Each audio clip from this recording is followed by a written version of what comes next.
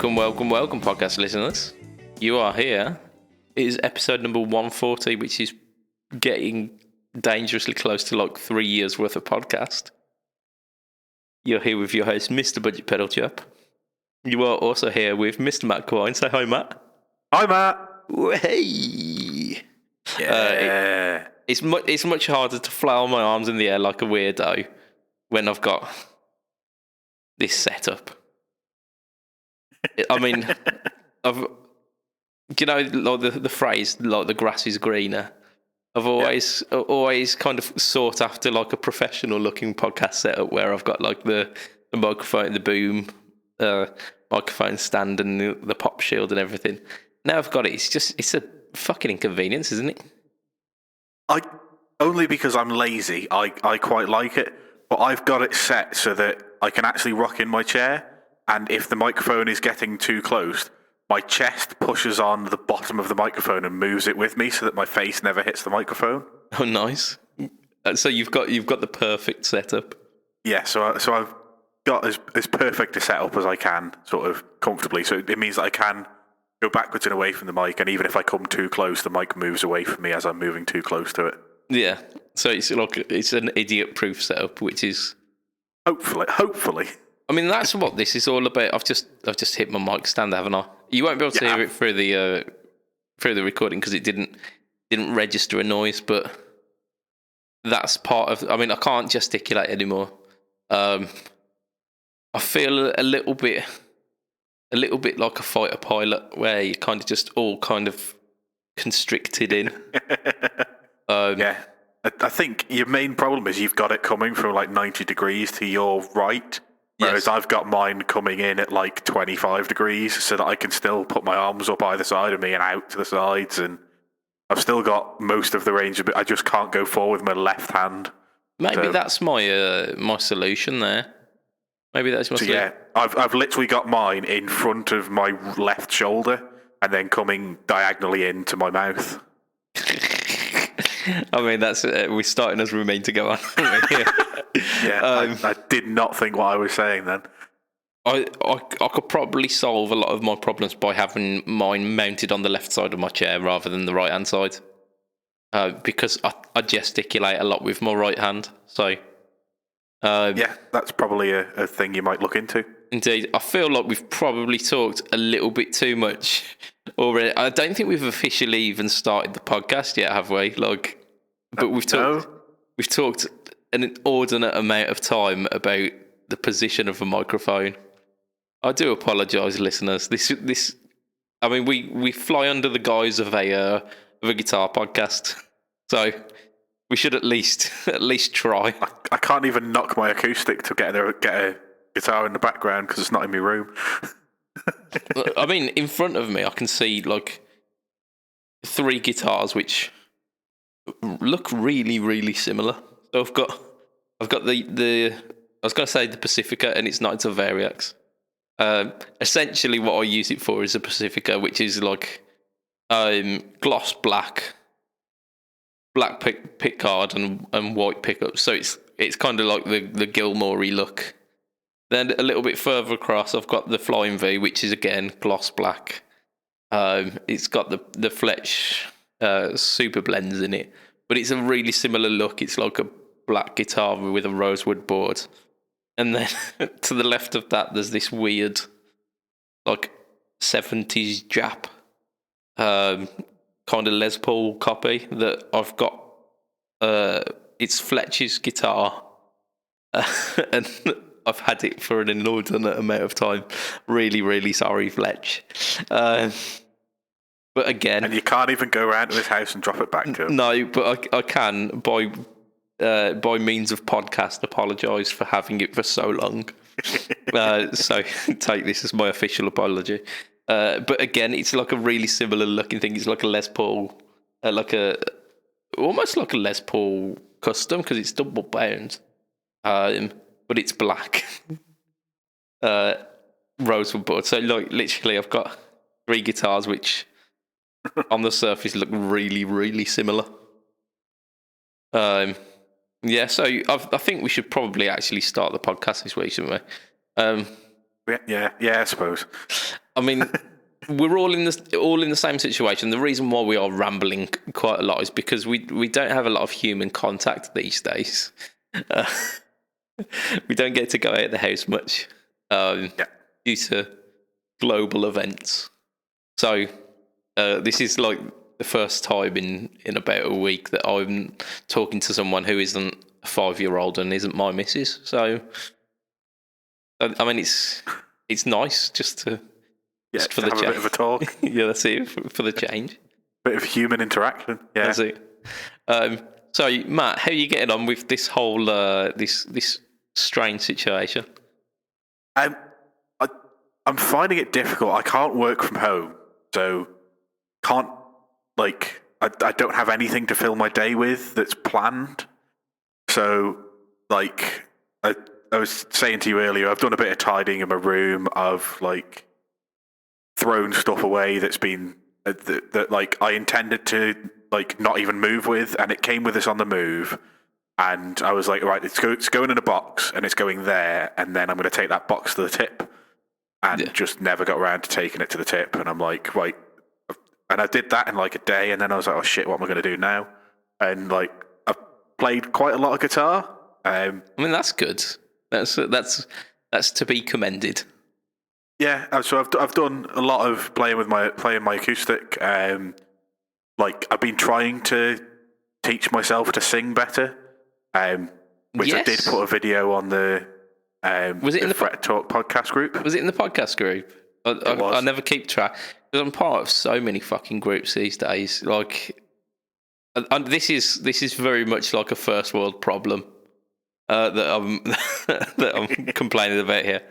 But there are quite a few people have added me to groups. They're like, oh, like you're pretty sound. Here you go. You be part of this group and be part of that group. I'm always like, yeah, sweet, because I don't want to like throw it back in someone's face that they're offering me this group that they think that I'd like to be part of, and go, actually, nah, fuck you. I've got enough friends. So I tend to like just join all of them, which means that I'm part of the Telecaster group for whatever reason.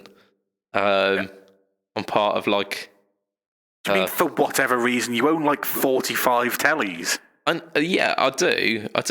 But what's been really apparent from that is that they're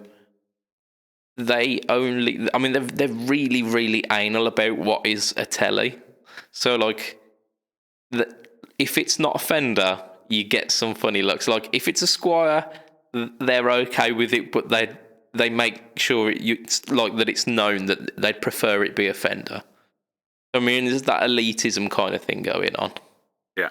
And then there's the elitism of, Telecasters must have 3 saddles, and there just must be brass-barreled saddles.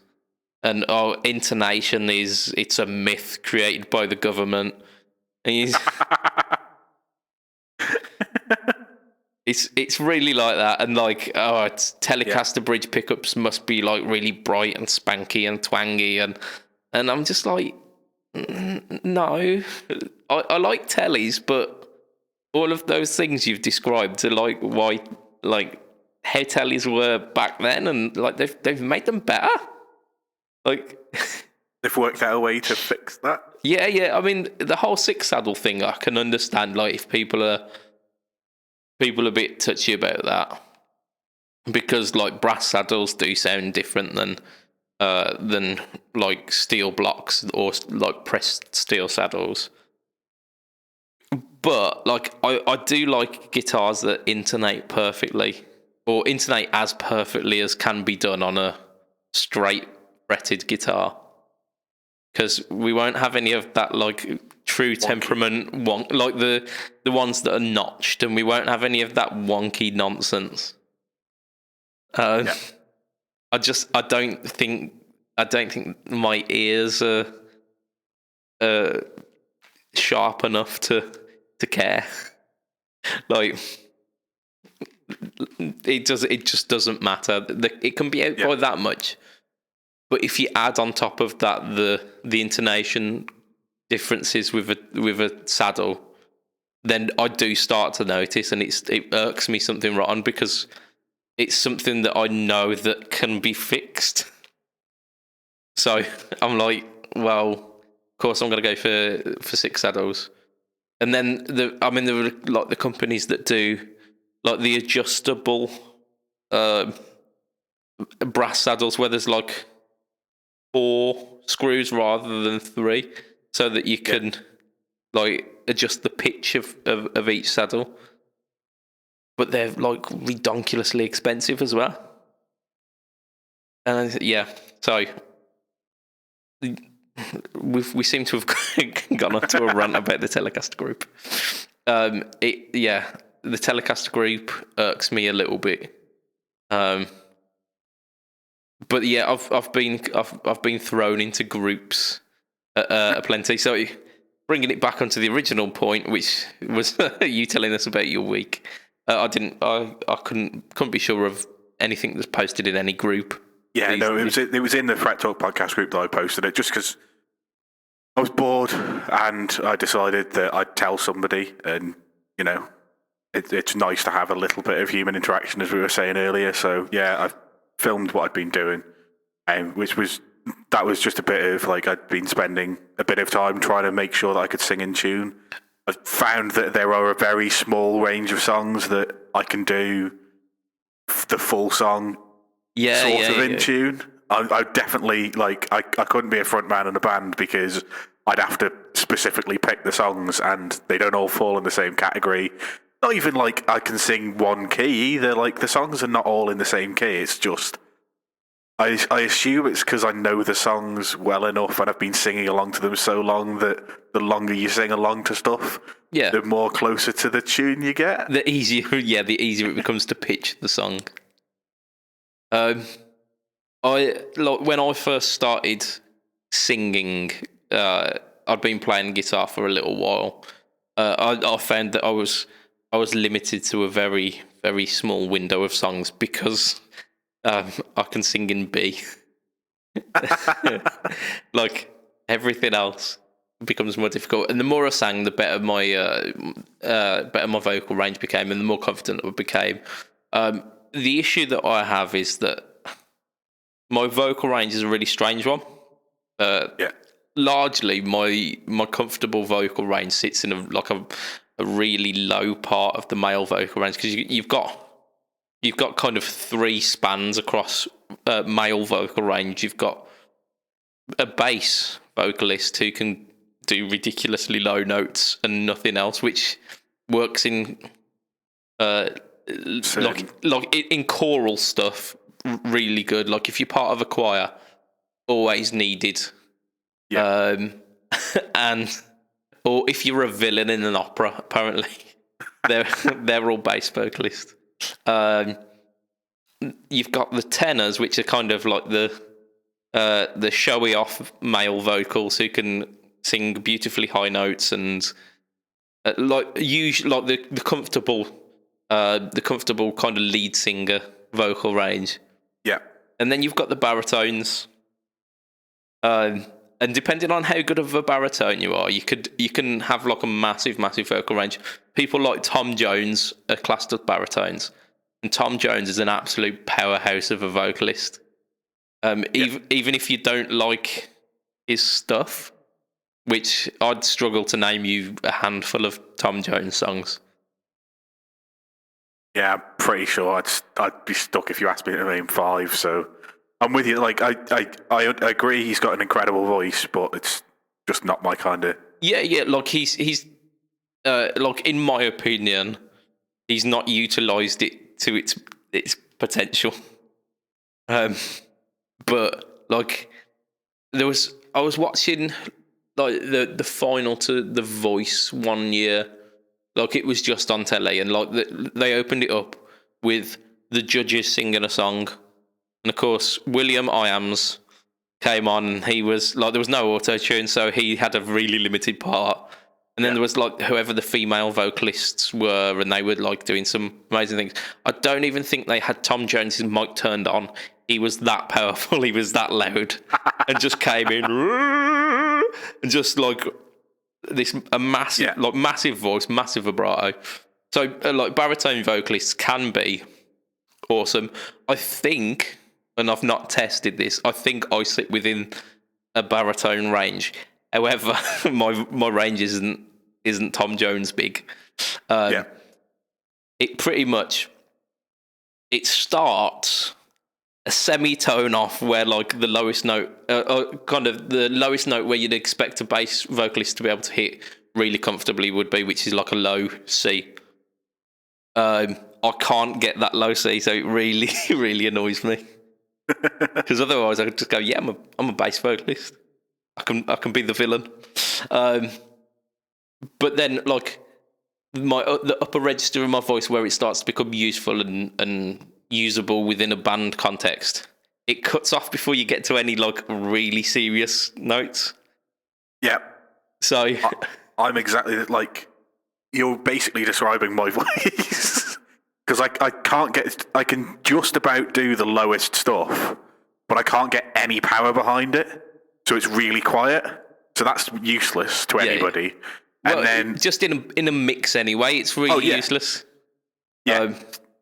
So I can't really do the low stuff incredibly well. I can, if we pump it up. So like we did Uptown Funk as a band for somebody's wedding, and I could do the stuff, but I had to boost my vocals was like 3 times that of the lead singer just to get that do do do do do do do do.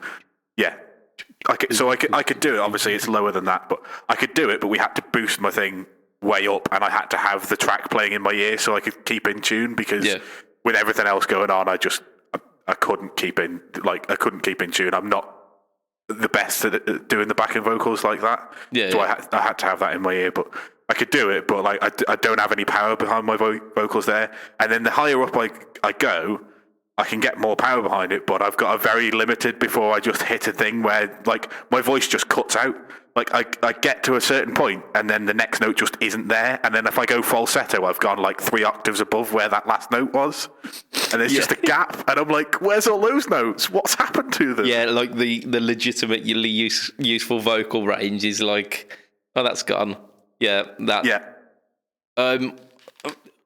For me, like that middle range is where, like, if I'm singing in my normal register, I'll get up to like a certain note. I don't know which one it is. I've not tested, but I'll get up to a certain note, and then it start like the tonal quality. Like the notes are coming out, but the tonal quality is not very nice. It's just not a pleasant sound. And then if I push beyond that, it just becomes like this like completely horrible sounding, like I'm going to hurt myself voice.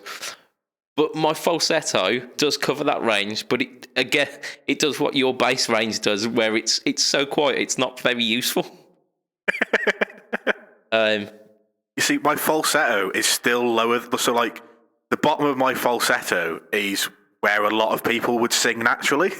Yeah. And I don't have the top of my falsetto, like the high end of a falsetto range. You know, like Justin Hawkins, I believe in a thing called Love. Yes. That's an octave higher than my falsetto goes, like at least, if not more. Like my falsetto is a lot lower than that, and I always used to find it frustrating trying to sing along to things like that, because I've got a falsetto, it just doesn't go anywhere near that high, and I basically choke myself trying to sing along.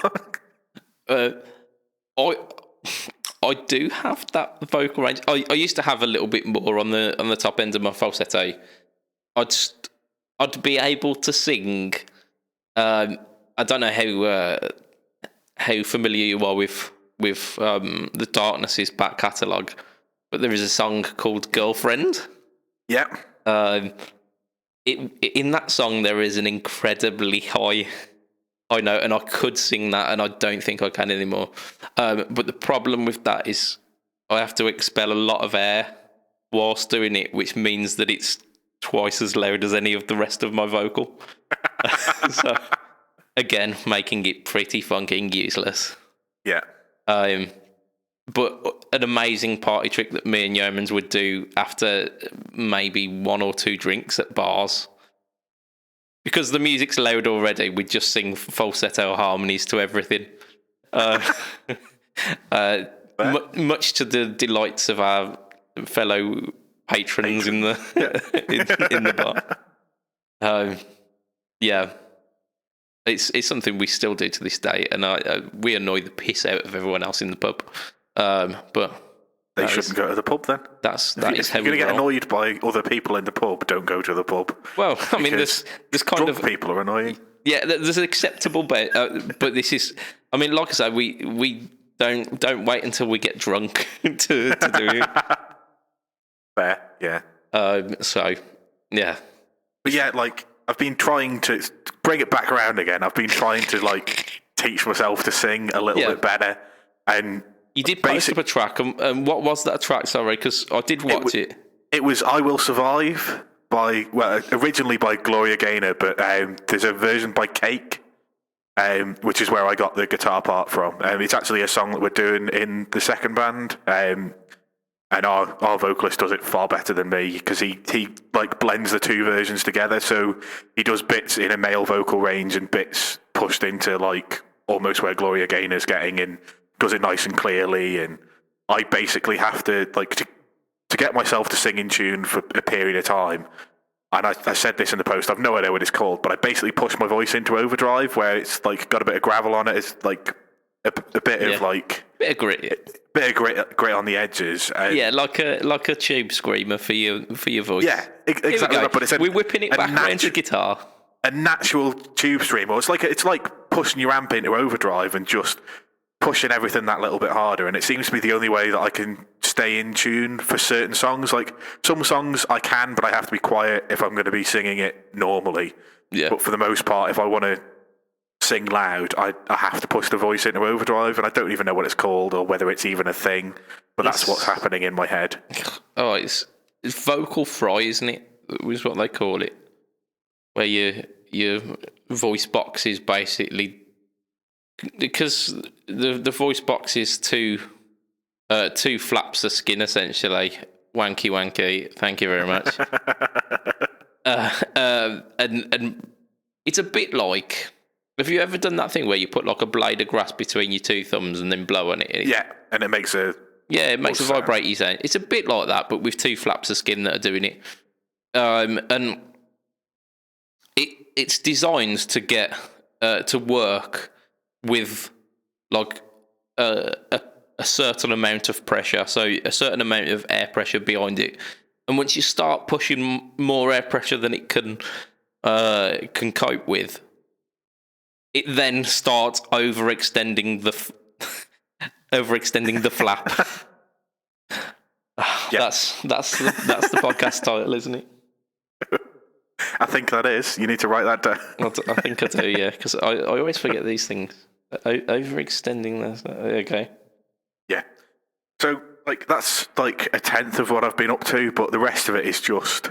I restrung the Variax because I snapped a string. Gonna stay like 6 weeks ago now, and I hate restringing guitars, even though that's the easiest guitar to restring because it's got lock and tuners. Yeah. It's literally like a 2-minute job, isn't it? Yeah, but I hate doing it, so I've put it off. But I've done that, and I've charged the battery as well. So yeah, that'll be something for tomorrow. That'll be a little bit different than what I've been doing. So because I can mess about, probably play some sitar just because I can. Well, yeah. I mean, when in Rome, play a sitar. Yeah.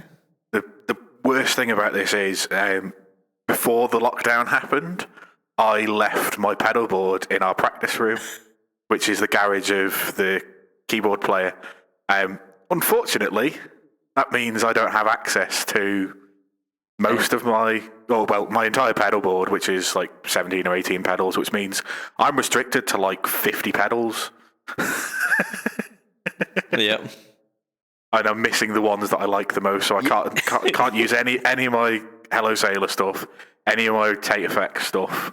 Like my Analog Man chorus is on there. Like all of my favourite pedals are on my pedal board, which is in a garage, unable to be used.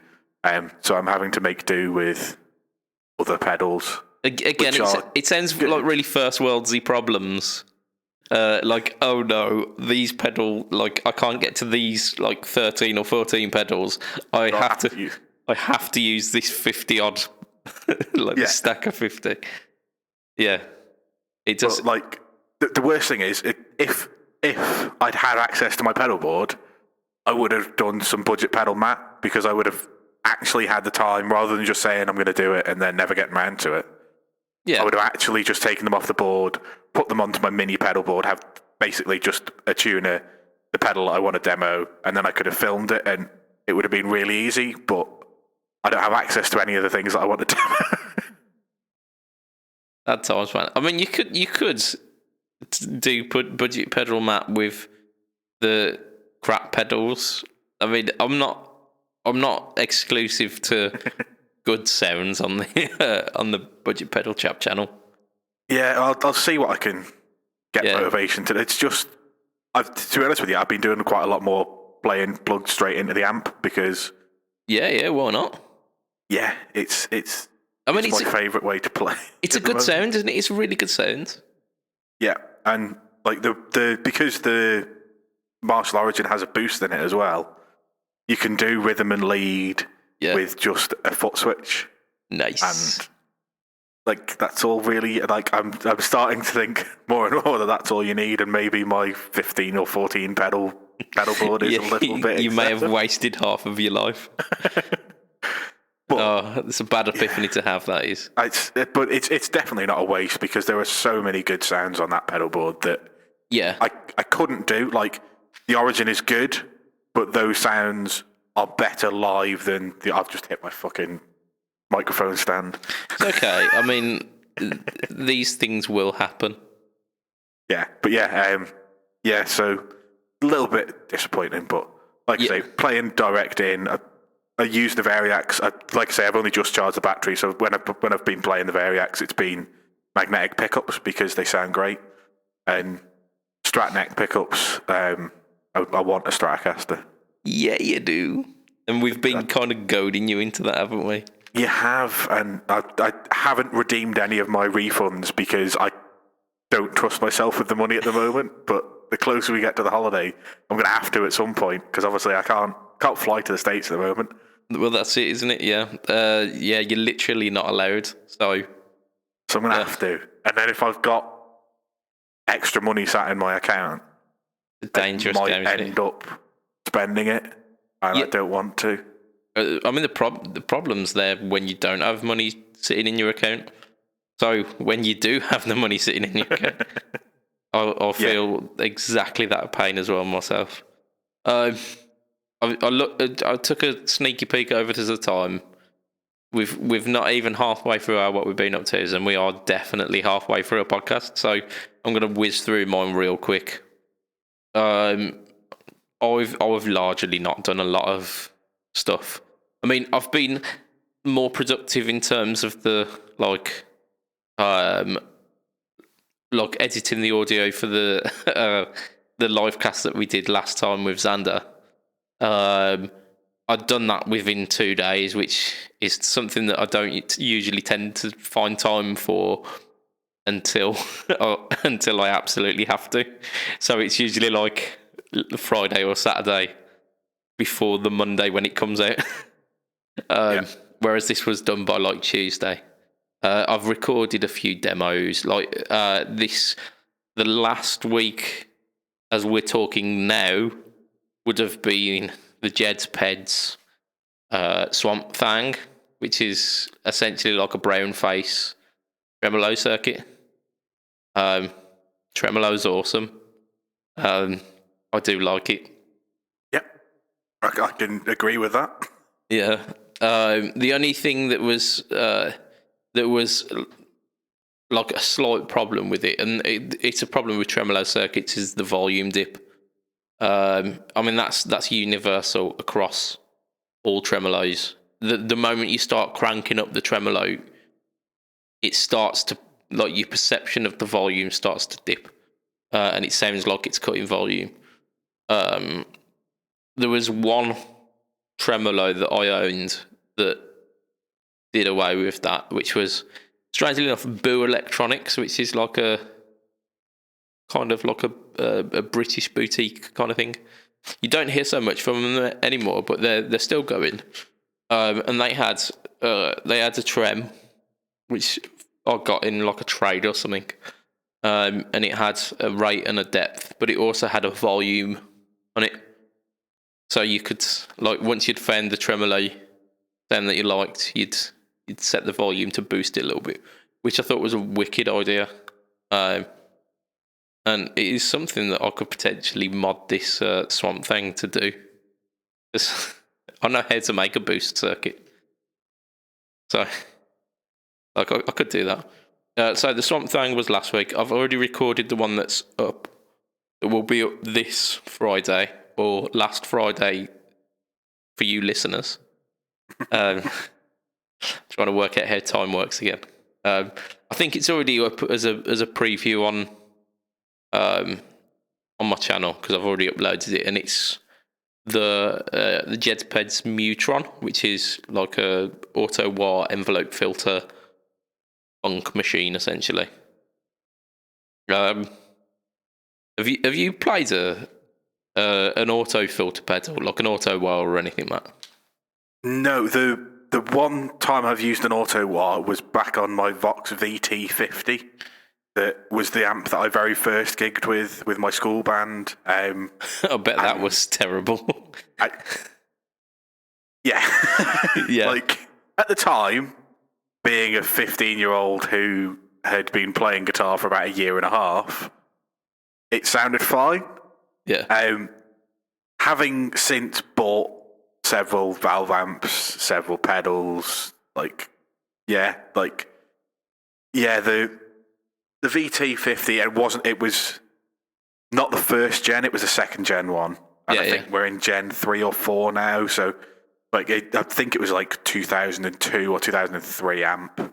Maybe even a little bit later, but yeah, the amp itself was passable. The auto wah, where I was playing Hendrix stuff, I needed wah. I didn't have a wah pedal. Auto wah's the same thing, right? It does it for you? What? Yeah, okay. Okay, young Matt. Okay. Which, looking back on it, it was... Yeah, probably. You sounded like fucking Daffy Duck, didn't it? It was fucking terrible. Yeah. The problem with the effects that are built into amps, and this was the problem that I had with the effects on the Spider valve as well, because that was a similar kind of thing but it was like a Bogner valve power amp section, essentially with like a really stripped back pod attached to the front end. But they usually have like a rotary control for like your like selecting which kind of modulation or which kind of delay that you want, and it will just be like you turn it and it gives you like a mix of the wet to dry ratio of that specific sound. Yeah. And you are at the mercy of whether they've dialed that in well or not. I see. This was slightly better because along with that, it had a tap tempo for you to change the speed. Oh yeah, I mean, it did have a tap. Like the Line 6 stuff has a tap tempo as well, which was required for stuff like delays, because there was three delays. I think it was like tape echo, like a digital echo maybe, and then there was one called sweep echo, which was like it was a delay with like a weird modulation on the trails. Excellent. Yeah, which it was not good. So yeah, I just remembering back to that amp, it had chorus, delay, reverb, auto wah, tremolo. I think that was it, but then it had combinations of the two as well. Yeah, so yeah. Like, it had delay chorus, and then it was like chorus reverb, and then it was like delay and reverb. Because, you know, you can tell the difference on a fucking cheap system. That's like, double up on that crap. And I just remember that I I did a gig and I plugged the acoustic into it and I had the chorus reverb on. Supposed to be very subtly, and it sounded fine on stage. And I've since heard phone recordings of what it sounded. Wow! Yeah. Like the chorus was everything up to 12. Yeah. And just all of the things that you don't want in a chorus. Yeah, it was 80s chorus, a lot of reverb on an acoustic guitar. Classic. And I assume it sounded fine on stage because I could hear the guitar and not the amp. Yeah, you were stood in front of the thing that was projecting the volume. So yeah, the Mutron Autobot is a lot more controllable than that. Got 3 controls on it, which the original, like the Mutron, not Mutron, MU, not MEW. So Mutron, not Mutron. That had 1 control, which again I assume would be very similar to the Auto Wars of modelling amps gone by. Whereas this one you can set like the attack and decay of the pick sensitivity, and then it's got like a range control where you can select which frequencies it's filtering.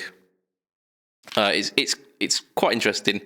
I got it to sound really good through like a driven amp sound, and I even got it to like emulate a little bit like the Cocteau sound that you do for stuff like Communication Breakdown. But for copyright reasons, the riff I was playing was not Communication Breakdown. But it was close enough. So yeah, did that. I was tagged in something about 3 weeks ago by one of our patrons, actually, by Mr. Max, John, Fred, Bob, Queen Latifah Gibbons, and it was the Mr. Blue Sky Challenge. I vaguely remember his entrance for this was him just with the song on in the background and dancing about to it. But I thought I'd give it a proper go. It's a fairly easy solo if you don't have to try and play both the harmony parts at the same time at the end. Yeah. So I mean, I did toy with the idea of playing both of the harmony parts in one part because it's not vastly complex.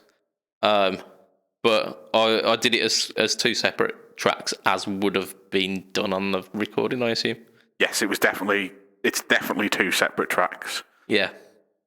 So I mean, I literally spent about 5 minutes just making sure I'd got the notes right. I mean, 80% of it was there. I was happy enough. Mainly, I was just kind of flexing my new camera to like kind of show off the visual quality of it, and it was quite fun. It took me more time editing than it did recording, but since then, the other host of the YMAG podcast, Marcus, has tagged me in the pop punk challenge, which is record yourself playing some pop punk. And like the one that he did was All the Small Things, which would have probably been the one that I would have played, because it's just all chords. Yeah, it is. Yeah, it's just 3, isn't it? Yeah. I do it with the main band or the first band. Yeah, it's 3 chords. Yeah, there is like there's an octave bit over the top. Yeah. And there's like a little bit where there's like individual notes picked, which is like fucking chaos for pop punk. Yeah, fuck that. Like individual notes, not my thing. I can't do that. So I've got to come up with a pop punk song, and I'm drawing a blank. So I'm gonna have to think about that. How are you drawing a blank? There's so much to choose from. Go on, I fire was pop.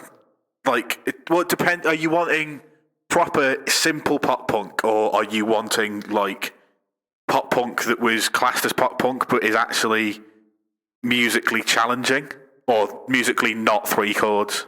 Yeah, give me some of that. Because there's some really good Offspring stuff that's a bit more than like.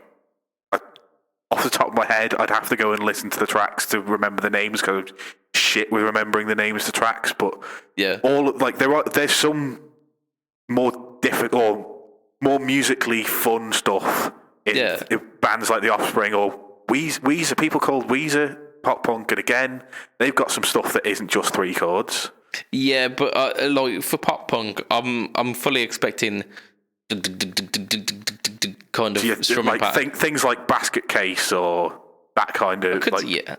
I'm not a fan of Green Day. I'd want to do something that I actually like, and I'm not a massive fan of Green Day at all. You're not a Green Day person. I could do Offspring. Offspring are pretty cool. Blink, I was mad into. I was thinking stuff like Bad Religion, but they're not really. It's like I know. It was on the way to pop punk, but I wouldn't really say. Brian of the why do I keep drawing a blank with their podcast name? Jerks. The Tone Jerks, yeah, Brian of the Tone Jerks. He rags on them for being pop punk all the time, but I think they're a bit more credible than he's given them the credit for. And they've got some pretty cool stuff, and they've got some stuff with like guitar solos in as well. So I might crack out. I might do the one off Tony Hawk too. Actually, which should be a pretty cool one. But again, I feel like I'm kind of cheating it because it's not really pop punk. Hush your mouth, Brian. I know I can hear you shouting at the headphones. Yeah. So I'll have to have a think about that one. If you are listening to this, either of you guys from the Tone Jerks, and you could give me some better suggestions than just maybe an Offspring track or like a Blink track, and no Green Day, please. Yeah, that would be lovely. So if I haven't done it by then, and if I have, I'll do a second one maybe. So there we go. So I've been tagged in that. I reckon maybe it's time to do some news. What do you reckon, Matt? News? I'm not talking about this shit. This the end of the world is happening. That's the only news that there is, isn't it? Yeah. And the game that we usually play, which is kind of racing Joe to work, I don't think is happening at the moment. So, like, has he won by default? Technically we win. Technically we win. There you go. In your face, Joe. So news. Yeah, you like if it was a normal week, you'd have beat us. You'd probably be on the way back. So we'll do a quick roundup of the couple. So Acorn Amplification, or amplifiers, as normal people would say. Company that I'm not particularly au fait with. They've come out with a fuzz pedal, which, yay! Why do we care? This is called the Circuit Fuzz, and so it's normal kind. I think it's a 2 transistor fuzz, so it's got fuzz and volume, which you'd expect, kind of the classic fuzz tones that you'd be expecting from a dual transistor fuzz. The front of the pedal, however, is made out of like fibery resin stuff, which is the same material that PCBs are made out of. And on the front of the pedal is like a pop-out version of like a PCB.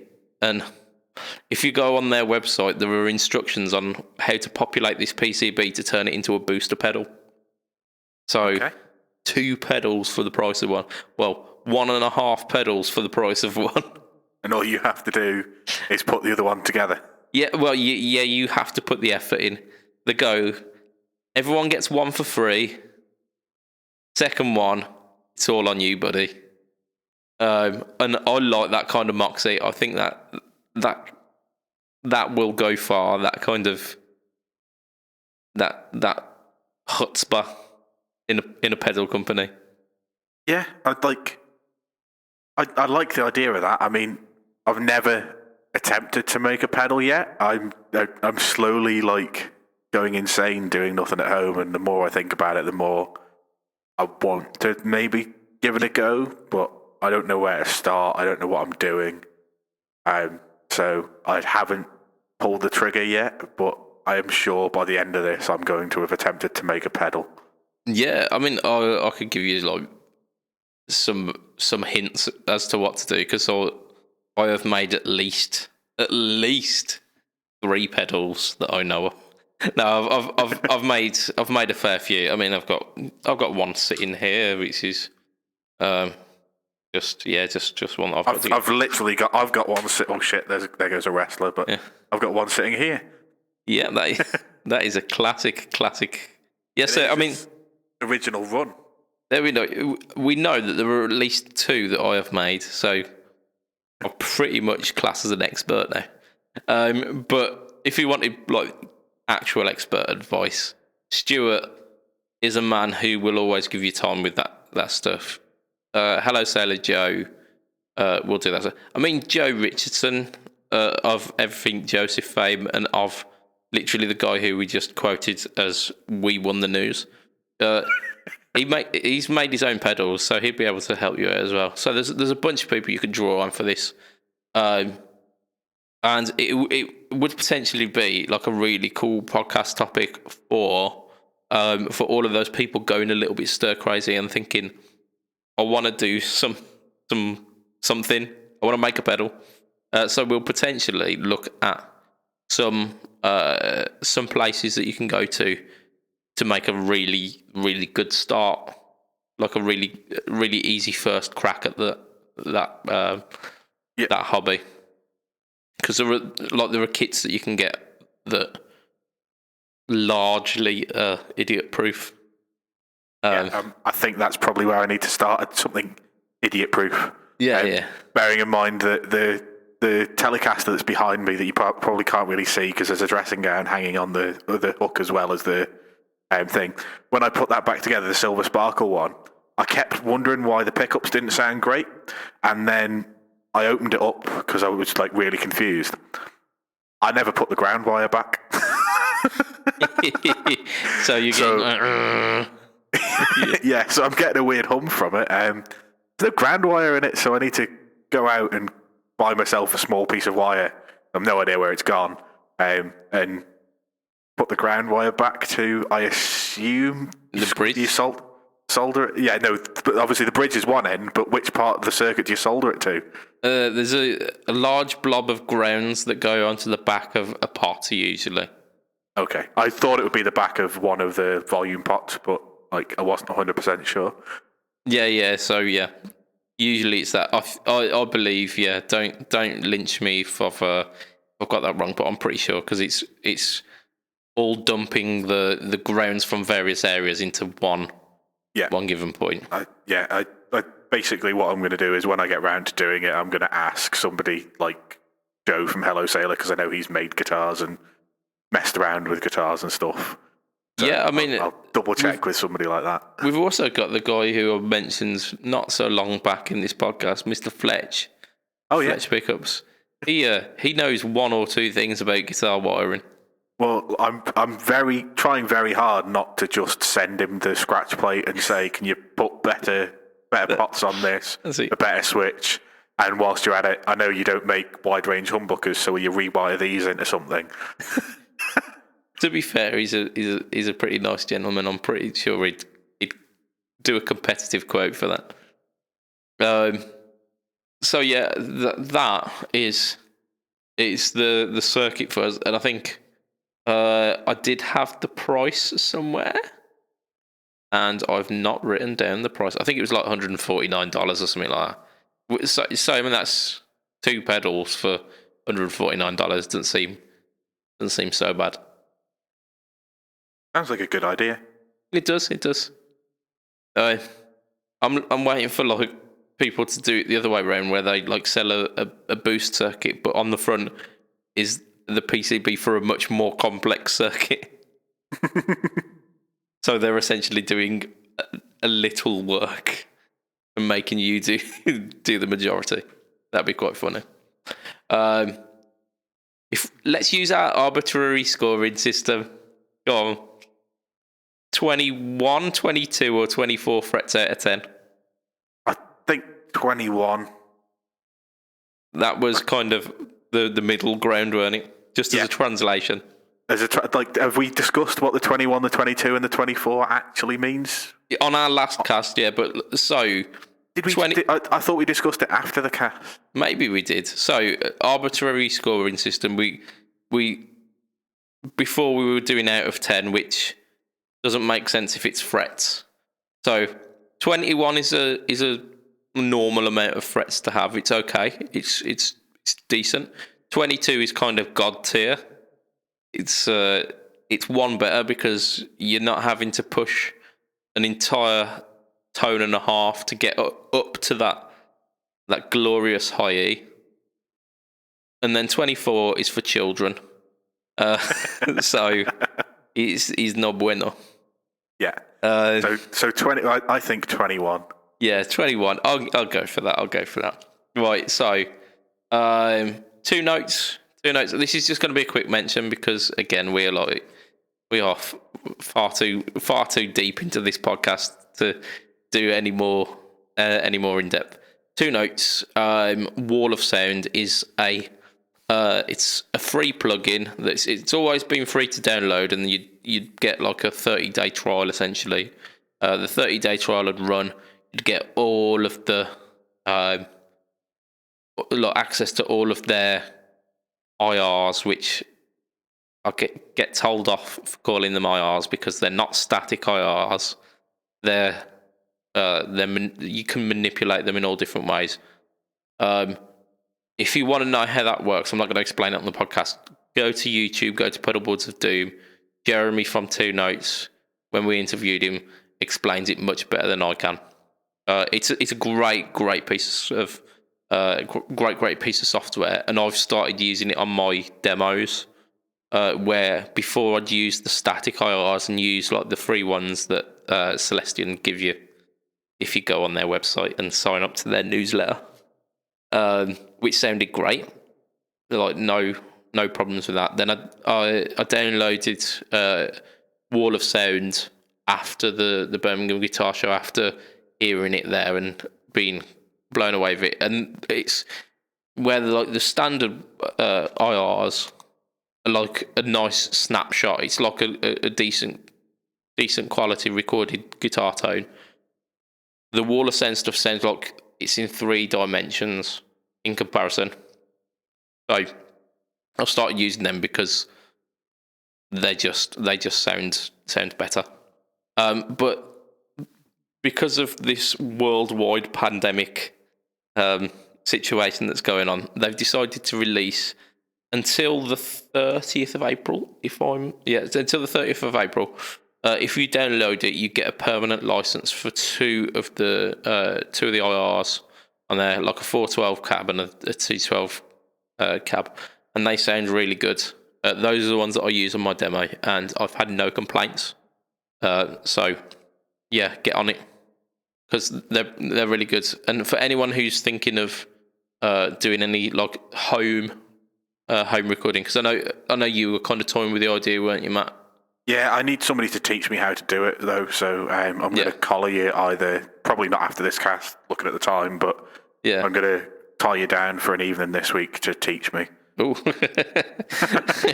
that's the best offer I've had all week, that is, but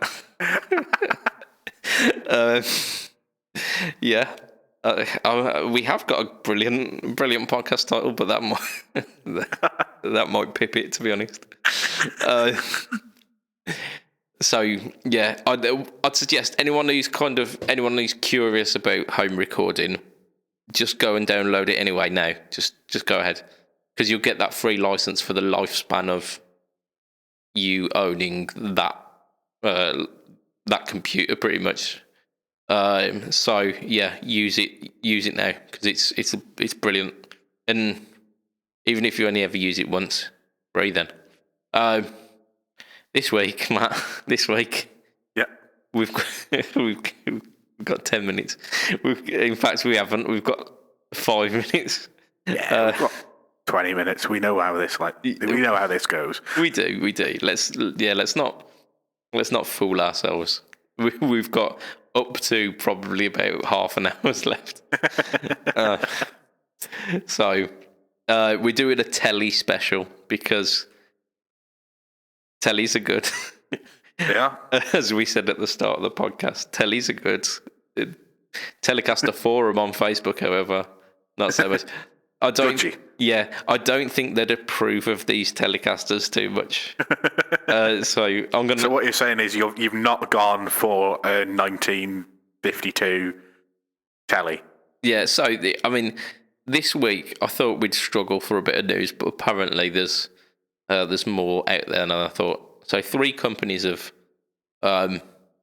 released T-shaped guitars, and we're going to start off. In fact, Matt, you're going to tell us where we're going to start off. 1, 2, or 3? 2. Okay, I was thinking that. Let's go. So this is Dean Guitars, famous for Pointy. Yeah, famous for silly guitars like that. I mean, like the ML and the Razorback ML and the Razorback Vs and yeah. Yeah. In fact, like Dean have some Dean guitars are pretty tasty. I love they've got like a flying V, which like looks like a normal flying V. So you've got the V shape, but then at the headstock they've got the standard Dean headstock, which is like a tiny little V. So I love that. It makes me happy. It's like a big arrow pointing at a little arrow. Yeah. It's almost like because you get those optical illusion things where it's like which line is bigger. It's got like the arrows pointing in the right direction and the arrows pointing in. Yeah, it's a bit like that. So I like that. They do a guitar called the Cadillac as well, which is like a Les Paul, but the horn isn't curved, it's pointy. And it's again got that silly headstock, the massive V-shaped headstock. It looks really classy. So they're going for the Telecaster market now. Or sorry, the T-shaped market, because it's not a Telecaster. This one's called the Dean Nash Vegas. Nashville, wow, okay. So, I mean, you can see what they've done there. They have bastardized 2 words there.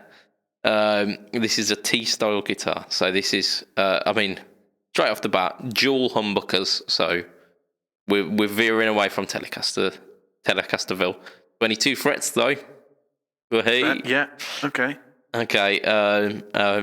This is where you're googling it now, aren't you? I just wanted to have a look and see what they look like. Yeah, carry on. It looks like a T-shaped guitar, to be fair. It does. Right. It gives you the option of a stop tail, which for you, yeah, you're like, yeah, or a Floyd Rose. Oh, excellent. Yeah. The one I clicked on has a stop tail. Yeah. So we'll stay there, shall we? Because I don't think anyone needs a Floyd Rose and a telly. Duncan pickups, so an ABH1 and a TB5. So relatively hot pickups, I think. Sure, why not? I think the TB is a Trembucker, which is relatively pokey. So I imagine they're going to be quite. I mean, if it's a guitar that can come with a Floyd Rose, you'd expect it not to be the most kind of subtle and nuanced thing. You're not expecting a blues machine, are you? Yeah, exactly that. It's a basswood body, which a lot of the Ibanez guitars, the lower end Ibanez guitars, are made out of basswood. In fact, actually, they do span it up through the models with basswood because it's quite a neutral sounding wood. It's quite a flat response, whereas mahogany is kind of more mid focused, and the Fender woods like ash and alder are more toppy. Basswood apparently is more of a flat response wood, but also seen as a cheaper wood as well. Yeah. So all of that coming in at $749, and that's dollars. So we're probably talking about £700. Yeah, which not the worst. Well, considering it's got Duncan Bookers and not like Duncan designed, it can come with a Floyd or a Stockdale, and I imagine it's not a particularly bad Floyd. It's not one of the licensed ones because I don't think it said. Right, so that's Telecaster number 1. We've got Telecaster number 2. So do you want 1 or 3, Matt? Do you want 1 or 3? We'll go with 3. Cool. Right, Charvel. Okay. Yeah. Pique the interest. Pro Mod Telly, like. Yeah. They call this the Pro Mod SoCal Style 2, which Style 2 I imagine is like Telecaster style. So this one a little bit more close to original specs in terms of like ash body, caramelized maple neck, so kind of modern accoutrements but like a maple neck. Cool. Yeah. 24 frets. Yeah. No, nobody needs, like, I get it with the Strat ones because they were like hybrid super Strat, normal Strat kind of thing, but nobody needs 24 fret. Like, nobody needs 24 frets ever. Yeah. I would argue the toss that I mean I've got a 24 fret guitar, maybe 2. I have zero 24 fret guitars, and I think that is the correct proportion. But yeah, so 24 frets. So I mean that's Strike 1 Charvel, Tusk XL nut. So that's like pretty standard, decent spec.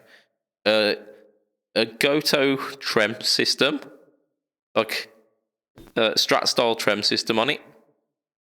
Yeah, I mean, nobody needs a trem system, but it's not a cheap one, is it? No, it's so. In terms of like trem systems, it's a good one, but it's a trem system on a telly.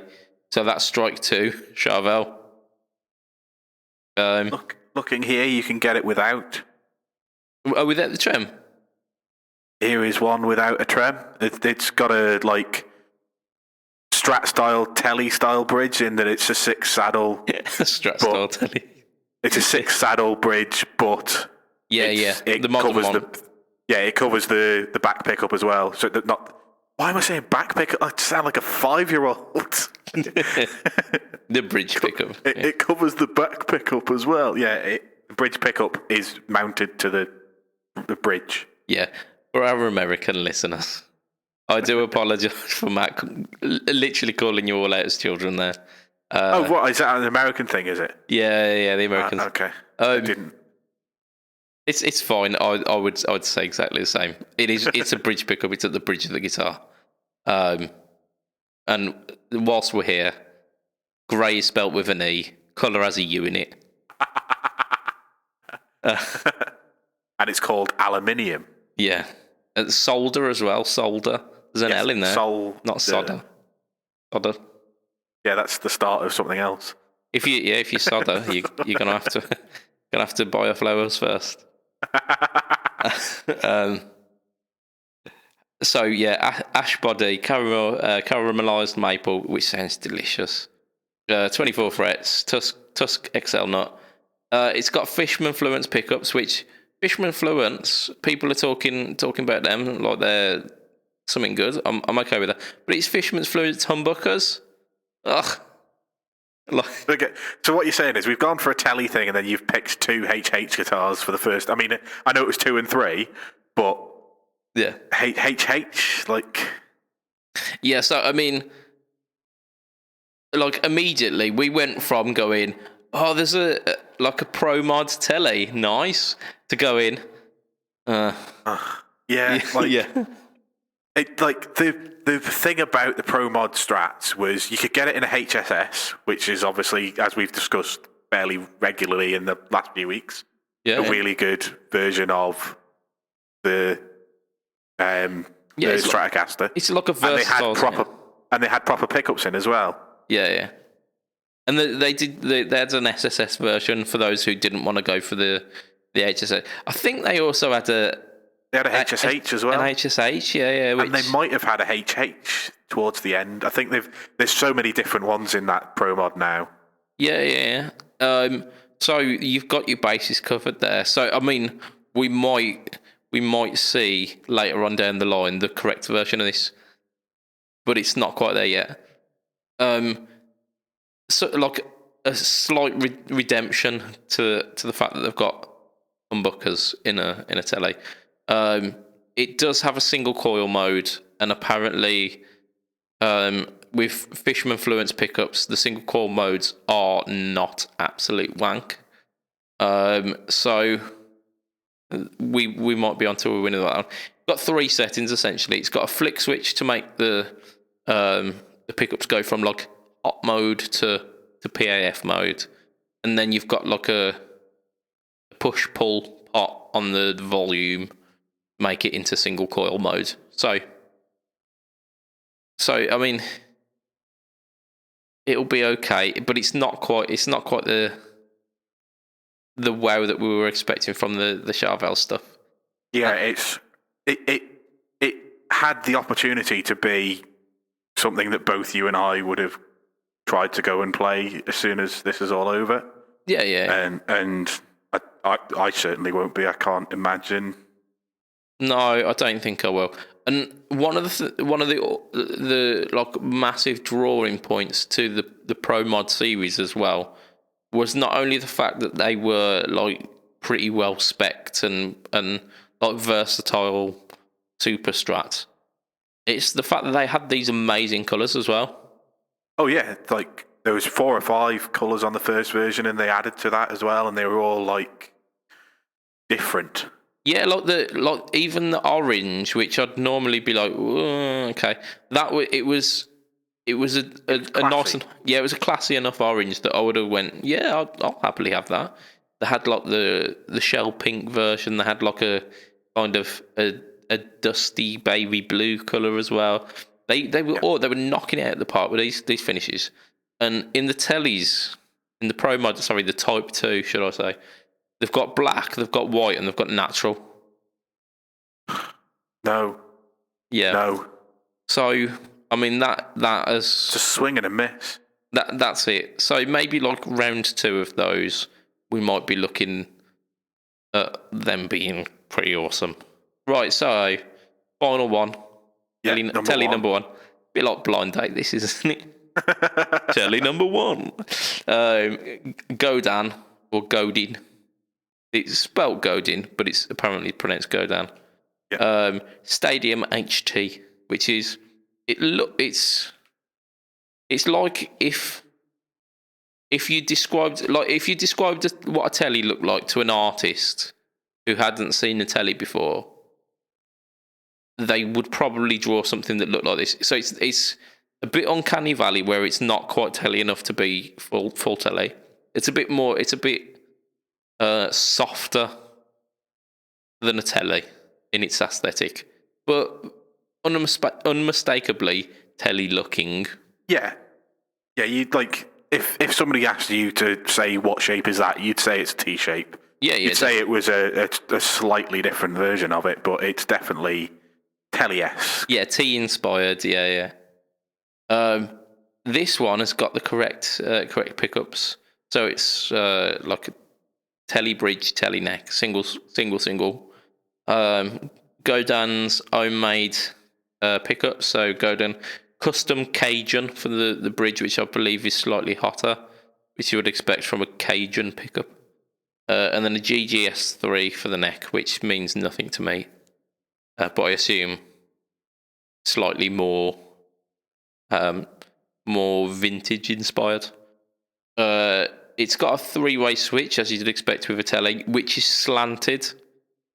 So it's ergonomically slanted. Like there are telly base plates that,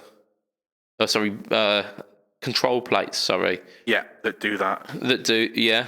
I think Dave Rage, Anjay, he was talking about those the later end of last year, and I think he's got one installed on his Telecaster Noir. So yeah, like an ergonomically slanted control plate, which I'm down with. Like string through, brass saddles. Like this is the one out of all of them that the Telecaster purists would be less likely to lynch you over. Apart from the slight difference to the shape of the top horn. Yeah, you can't please these people, Matt. You can try. You can't please them. I was going to say, like, where you were going was like, yeah, they're not going to like that, are they? It's ever so slightly too far forward at the very tip of the horn. Yeah, yeah. They'll get the calipers out, won't they? And actually, yeah. And the radius of it isn't quite whatever it's supposed to be. It's 3 millimeters out, and that makes it not a telly.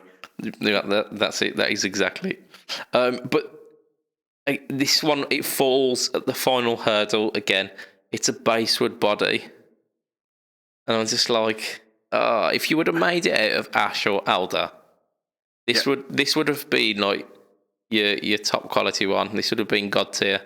But it just falls a little bit flat. Maybe it don't. Maybe I'm judging it too harshly, and the basswood it's letting the pickups do the talking more than the construction of the guitar. Maybe I am, but for me, like on paper, that's the thing that stood out, and I went, So yeah, and like I've been having a look, and they actually do a 59 version, which is one with a humbucker in the neck, and they've got different finishes on those, more expensive, and they've still gone basswood. Oh no! And yeah, like it's something that would put me off straight away. Like as somebody who is a bit of a like nerd when it comes to this stuff. Like, I assume most of the people listening to a loosely guitar-based podcast are probably nerds as well. Yeah. I think we'd all have a look at what woods were involved, and I think we all kind of think as basswood as a £200-300 guitar type material, as opposed to the top ones with like a really high finish on them. On these, that go over £1,000. Yeah, I mean, so all of the guitars we've talked about today are pretty much within the same price range. This Godin is coming up €799, so roughly about $7.5. The Dean is $7,500, so probably about £700. Yeah. The Charvel comes in a little bit pricier at $875, but well within the same price bracket, the kind of mid-tier. Not quite loan payments guitar, but definitely saving a few months for. Yeah. Right. So I was gonna give our arbitrary scoring Rets out of 10, but considering we were talking about the sound jerks earlier, we're gonna do a bang, marry, kill. Right. Okay. Okay. So out of those three guitars, bang, marry, kill, Matt. I think it's a tough one. It is really hard. I think I'm killing the Dean, I'm banging the Charvel, and I'm marrying the Godin.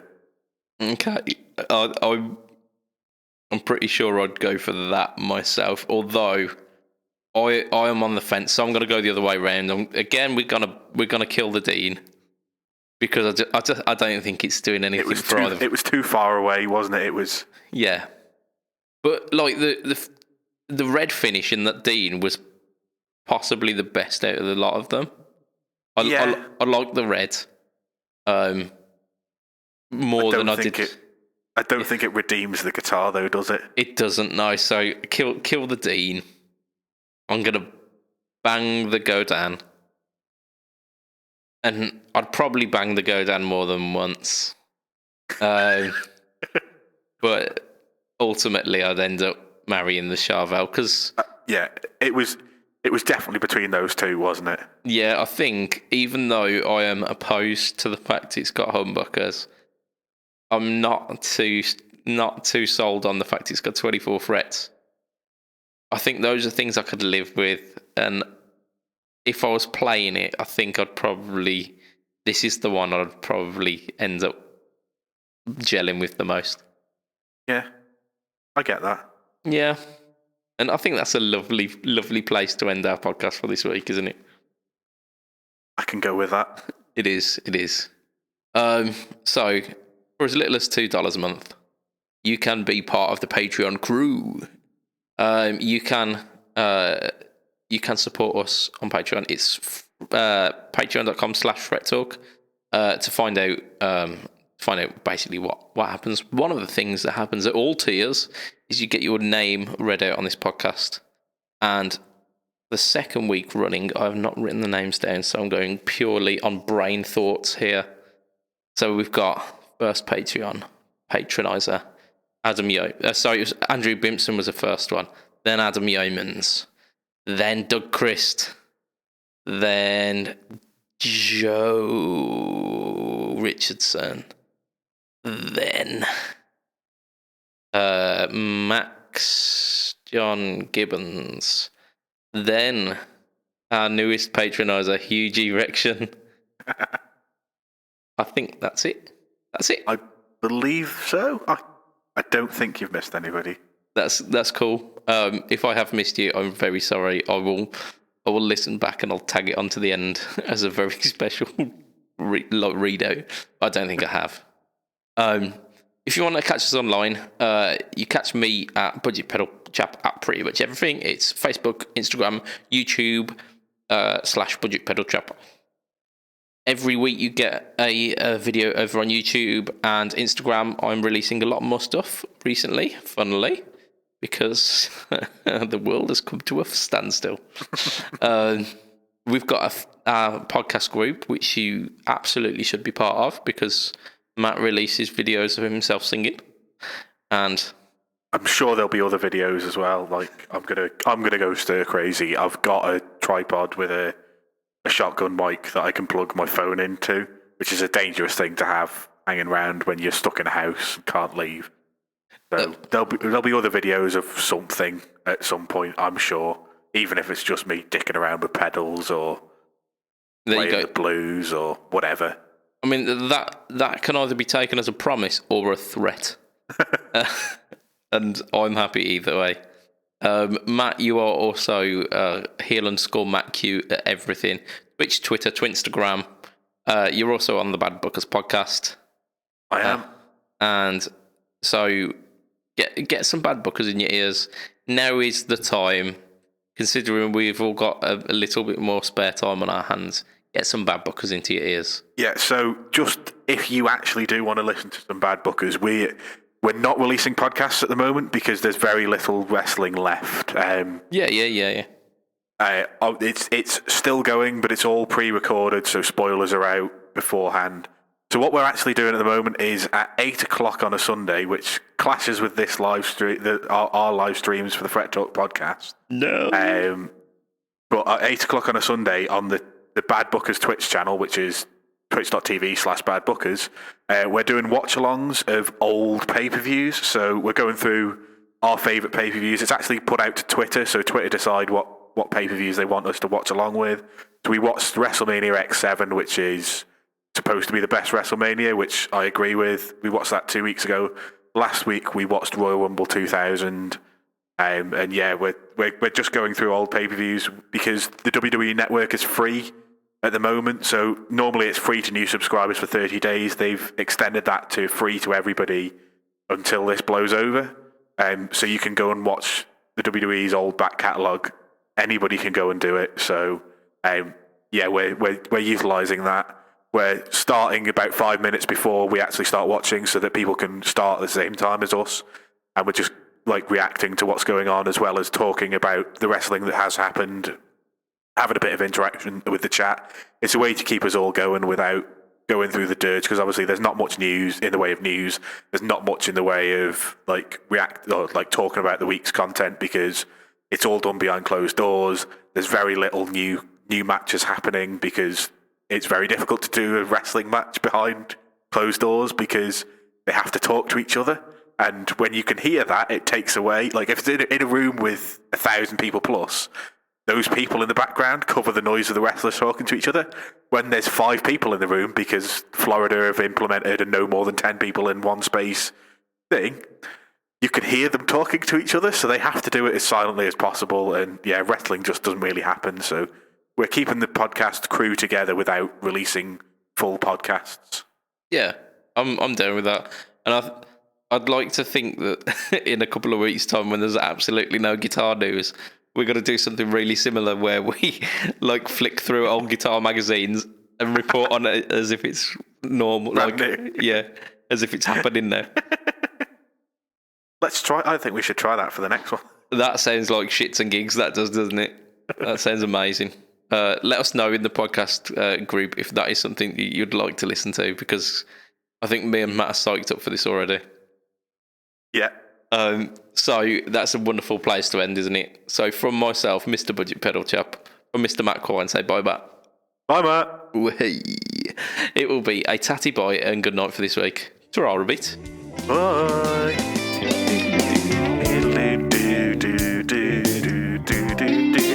Love the fact that we're still waving. We're doing it to ourselves. This isn't live. This is the least live you can get.